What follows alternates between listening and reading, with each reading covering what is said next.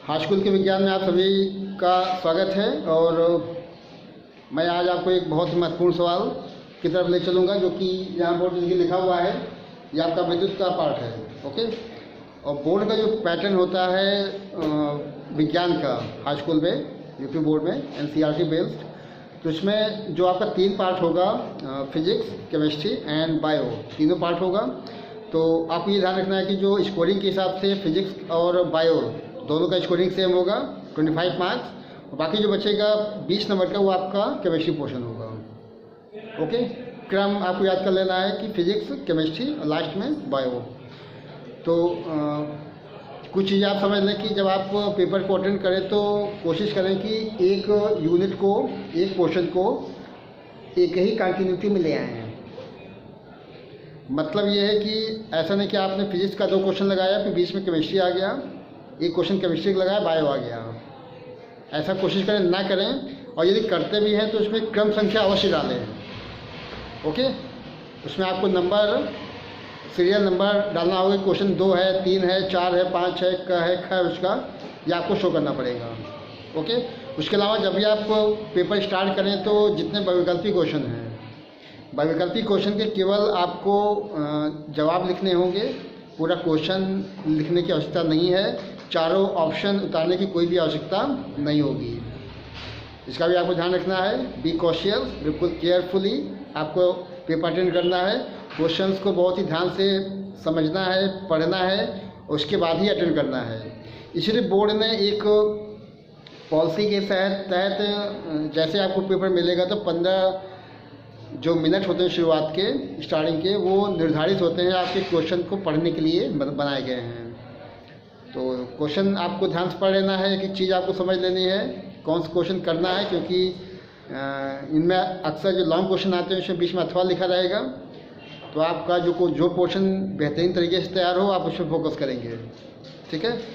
और देखिए, आपका जो फिजिक्स का पोर्शन है, बेसिकली उसमें लाइट, विद्युत और चुंबक, इन 3 पार्ट से मिलकर बना हुआ है। तीनों पार्ट को आपको ध्यान से पढ़ लेना है, क्योंकि अगर एक पार्ट भी कोई अगर कमज़ोर रहेगा तो आपका पेपर निश्चित रूप से कमज़ोर पड़ आएगा, स्कोरिंग बढ़िया नहीं हो पाएगी।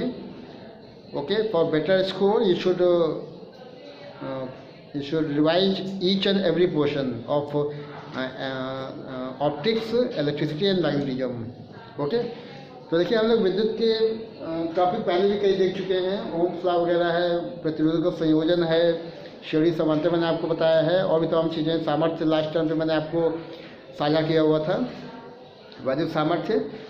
अभी मैं आपको उसी सामर्थ्य पे कुछ क्वेश्चन बताने वाला हूँ। एक देखिए महत्वपूर्ण सवाल यहाँ पे आपको दिखाया गया है। क्वेश्चन पेपर में क्वेश्चन कहाँ पे आना है, कुछ सेट होता है। अक्सर लॉन्ग क्वेश्चन में ओम का नियम का सत्यापन, या फिर विद्युत में बात कर रहा हूँ, ओम का नियम का सत्यापन, या फिर जो आपका समांतर श्रेणी संयोजन। ओके। और मोस्ट इम्पॉर्टेंट चीज़ आपका विद्युत मोटर, AC और DC dynamo, motor, AC, DC dynamo, ये चीज़ें बहुत ही महत्वपूर्ण हैं। तो अभी मैं आपको वैद्युत सामर्थ्य, जो कि लास्ट ईयर पे हुआ था, मैंने आपको बोला भी था कि I will continue some numerical, very important numerical in my next video. Okay. Then I am going to proceed my wording. Okay. तो देखिए, यहाँ पे क्वेश्चन शो किया गया है। आप क्वेश्चन की लैंग्वेज में चेक कर लेना है, क्वेश्चन में क्या बोला गया है। ओके। उसके हिसाब से फॉर्मेटिंग कर लेनी है। एक भवन में 40 वाट के 10 बल्ब। ओके। 40 बल्ब कितने? 10 बल्ब हैं। 100 वाट के 5 बल्ब। बल्ब की कैटेगरी देखो 2 प्रकार की बताई गई है। 40 वाट का एक कैटेगरी है और 100 वाट का दूसरा कैटेगरी हो जाएगा। 80 वाट के 5 पंखे, 1 किलोवाट का एक हीटर लगा हुआ है। इतना इंस्ट्रूमेंट हो जाएगा। क्या क्या है? बल्ब, पंखा, हीटर। प्रतिदिन बल्बों का उपयोग 5 घंटा होना है और पंखों का उपयोग 8 घंटा, हीटर का उपयोग 1 घंटा होता है। इनकी टाइमिंग शो किया गया है, कितने कितने घंटे जो इंस्ट्रूमेंट यूज किए जाने हैं बल्ब, पंखे और हीटर के फॉर्म में, तो इनका यूजिंग टाइमिंग क्या होगा। ओके। तो देखिए, इतना हो गया है। मेरे इसकी वोल्टेज शो किया गया है 220 वोल्ट। ये ध्यान रखना है, नहीं भी देगा आपको मालूम चाहिए कि जो हिंदुस्तान के घर में जो लाइट आती है, विद्युत आती है, 220 वोल्ट की आती है, नो डाउट। ओके। तो ज्ञात करना है कि वैद्युत परिपथ की maximum power, to check the maximum power in the electric circuit भवन के लिए। नंबर 2 है भवन में मेन फिश की न्यूनतम क्षमता। और नंबर 3 है एक सप्ताह में व्यय होने वाली वैदिक ऊर्जा का मूल्य कितना है, जबकि रेट दिया है ₹2 पर यूनिट। देखिए अक्सर यूनिट पे हम लोग चेक करेंगे, जो इसमें रेट शो किया गया है 2 की जगह 3, 4, 5, 6, 7 कुछ भी दे सकता है ना, उसके हिसाब से आपको चलना पड़ेगा या फिर क्वेश्चन हो जाएगा। क्लियर? अब आप ये ध्यान देंगे क्या क्या पूछा गया है। देखिए इसमें पूछा अधिकतम सामर्थ्य नंबर 1, और नंबर 2 पूछा गया है न्यूनतम क्षमता मिनिमम पावर, लेकिन किसका, मेन फिश का। अब यहाँ इन दोनों पावर, क्षमता और सामर्थ्य को आप बिल्कुल मर्ज ना करिए, दोनों अलग चीज़ें हैं। यहाँ पे जो सामर्थ्य पूछा गया वो इनसे संबंधित है, कितने कितने वॉट के हैं, और यहाँ जो न्यूनतम क्षमता पूछी गई विद्युत मेन फिश की है। मेन फिश का मतलब है करंट, मतलब the minimum current in the main fish. Okay, second आपको चेक कर लेना होगा। तो शुरुआत करते हैं। ओके, चेक कर लें। तो मैं क्या शो करने वाला हूँ, 2 प्रकार के बल्ब, 2 प्रकार के बल्ब, पंखा, हीटर।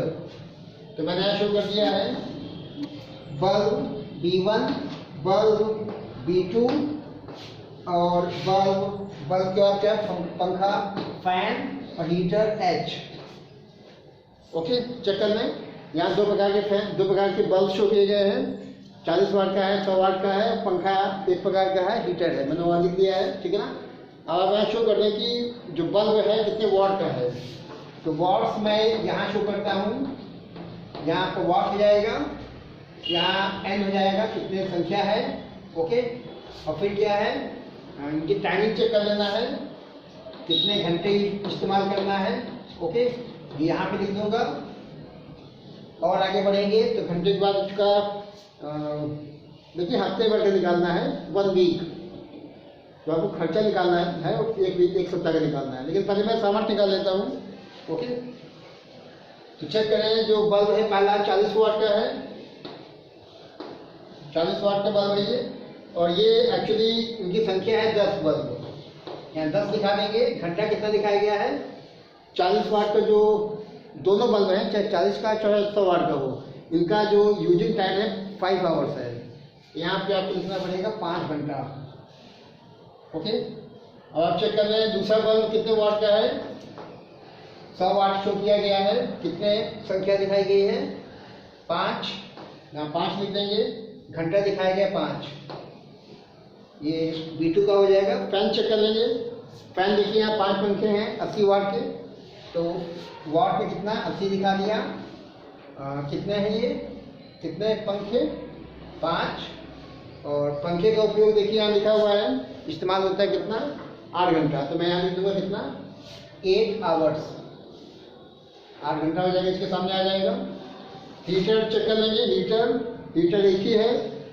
अब आपको ये ध्यान है कि बाकी जो वैल्यू शो की गई हैं सामर्थ्य की, वो सब दिखाई गई वॉट में। यहाँ देखिए वॉट है, ये भी वॉट है, ये भी वॉट है, लेकिन ये जो दिखाया गया है ये किलोवाट लिखा हुआ है।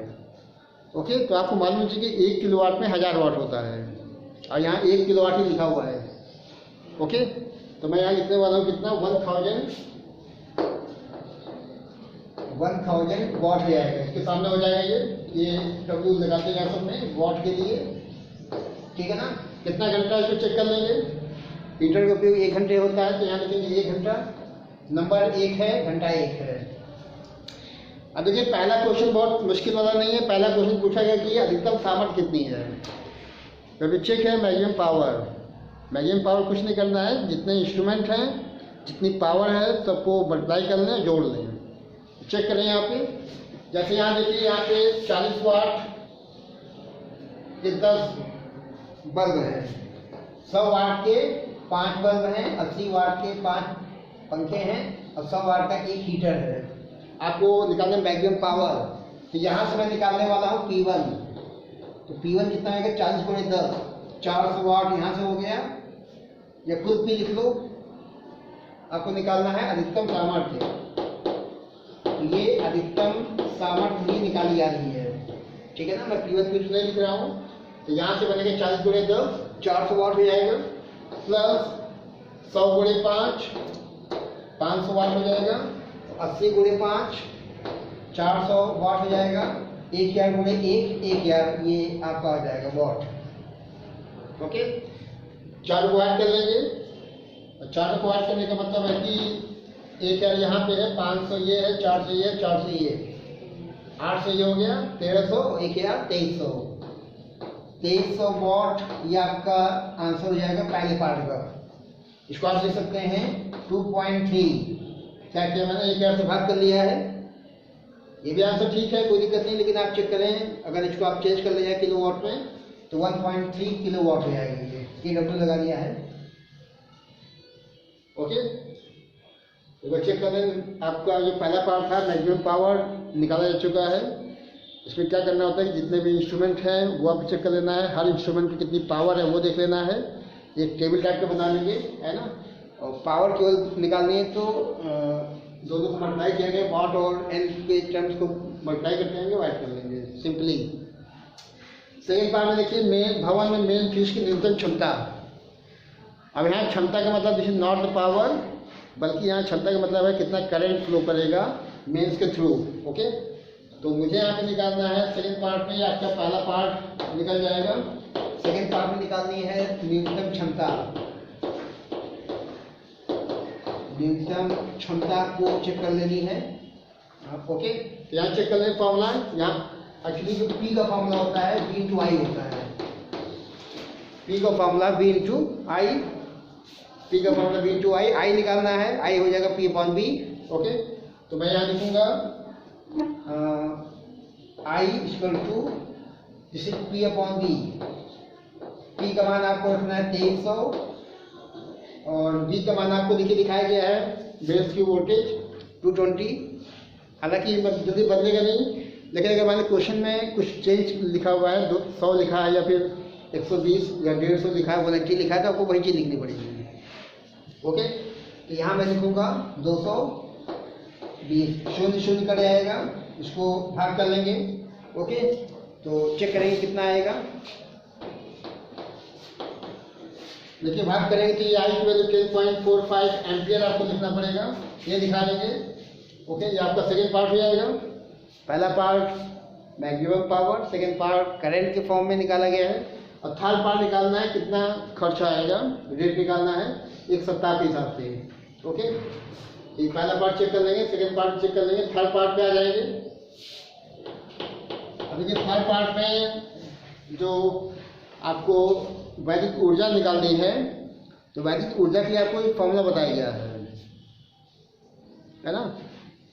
वाट घंटा दिन, छोटा एन भी लगता है, एन गुणे वाट गुणे घंटा गुणे दिन बटे 1000। ओके, तो इस कॉन्सेप्ट का इस्तेमाल कर लेना है। फॉर्मूला को फिर चेक कर लें अगर आपके दिमाग में नहीं आ रहा है तो। अगर आपको यूनिट निकालने को बोला जाएगा नंबर ऑफ यूनिट्स, तो आप लिख सकते हैं वाट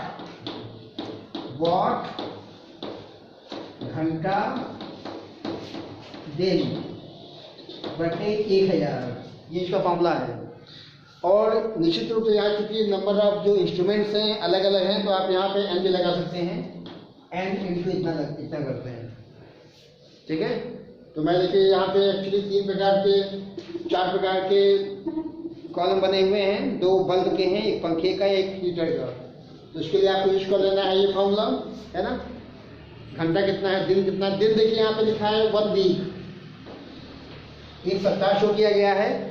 हो सकता है कि एक सप्ताह की जगह पे 1 महीना भी आ जाए। बोर्ड में अक्सर क्वेश्चन जो बनता है वो फॉर अ मंथ, आपको 1 महीने का रेट निकालना है। ठीक, तो शुरुआत करते हैं, देखते हैं। पहले देखिए यहाँ पे सब लिखा हुआ है, वाट घंटा, दिन की जगह 7 कर लेना है, ठीक है ना। तो मैं ऐसे ही करता हूँ, U1 plus U2 plus U3 plus U4। Check करें, ये U1 का मतलब है इसके लिए, U2 इसके लिए, U3 इसके लिए, U4 इसके लिए। ओके, U1 इसी को कंटिन्यू करेंगे, N गुणा वाट गुणा घंटा गुणा दिन बटे 1000। Okay, let's continue. चेक करें, पहला U1 निकलने वाला है, N आपका जो है 10 गुणे वाट है 40, घंटा है 5, हफ्ता है 1 बटे 1000। नहीं, हफ्ते का मतलब एक्चुअली 7 कर लेंगे इसको, है ना। एक सप्ताह का मतलब कितना, 7 डेज। क्योंकि फॉर्मूले में यहाँ लिखा है दिन, फॉर्मूले में क्या लिखा है, एन इंटू वॉट गुणे घंटा गुणे दिन। तो आपको हफ्ता में एक नहीं लिखना है, बल्कि हफ्ते में 7 दिन होते हैं, तो यहाँ 7 लिखना पड़ेगा। और नीचे कर दिया 1000 प्लस ये आपका निकल गया किसका, B1 का। B2 के लिए क्या करेंगे, कितने बल्ब हैं, 5 गुणे कितने वॉट के हैं, 100 गुणे कितना घंटा, 5 गुणे 7 बटे 1000। ओके। ये आपका B1 का, B2 का, और ये U3 जो है फैन का हो जाएगा। इसको हम कंटिन्यू करते हैं। फैन में क्या लिखा हुआ है चेक कर लेंगे। देखिए फैन में लिखा हुआ है कि 5 पंखे हैं, कितने वाट के हैं, 80 वाट घंटा, N वाट घंटा, और ये गुणे 8 कर लेंगे, गुणे 7 कर लेंगे, बटे 1000। ओके। ये किसका हो गया, U3 हो जाएगा। चेक कर लेंगे इसको। फैन के लिए N 5 है, 80 वाट के हैं, 8 घंटा है, और 1 हफ्ते के लिए है। ठीक है। और फाइनली आपको चेक करना है हीटर के लिए। तो हीटर कितना है, 1 कितने वाट का है, 1000 वाट का। फॉर्मूला चेक करते जाएंगे। घंटा 1 है, 1 हफ्ते का निकालना है, बटे 1000। इसके बाद आपको चेक करना है कि कहाँ कहाँ जीरो कट जाएगा। तो यहाँ चेक करना है, ये 2 शून्य यहाँ कट गए, 2 शून्य यहाँ कट जाएगा, 1 शून्य ये कट गया, ये पूरा यहाँ कट जाएगा। ओके। तो देखिए चारों को जोड़ने के बाद ये यहाँ 14 निकल रहा है, यहाँ पे 17.5, 22.4, और ये केवल 7 बचेगा। इन चारों को ऐड कर लेंगे तो ये जोड़ने पे आएगा 60.90। इतना आप यूनिट लिख सकते हैं, या इतना kWh। एक्चुअली ये जो मैंने निकाला है यूनिट, इसको आप कह सकते हैं कि ये निकाला गया है इसमें kWh, किलोवाट घंटा। ओके। तो मैं यहाँ लिखता हूँ यूनिट, हो जाएगा। उसके बाद ये खर्चा ही पूछा गया है 2 के हिसाब से, मतलब 1 यूनिट का खर्चा अगर 2 रुपये है तो इतनी यूनिट कितना खर्चा आएगा। ओके। तो अब इसमें यहाँ पे खर्चा